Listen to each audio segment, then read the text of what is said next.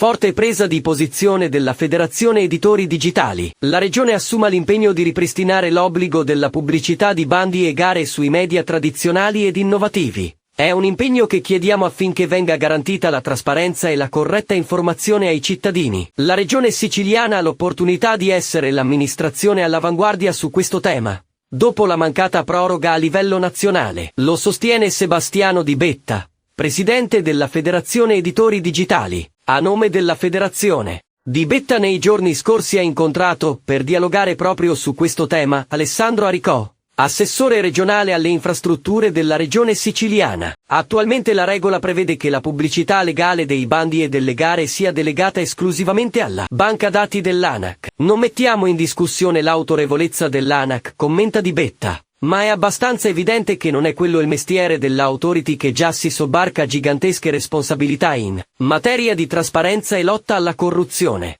È abbastanza evidente che l'assenza di informazione, o la sua ridotta diffusione, non è un buon viatico per garantire la trasparenza sugli appalti, riducendo nei fatti anche la possibilità di imprese e cittadini di conoscere come funziona l'amministrazione.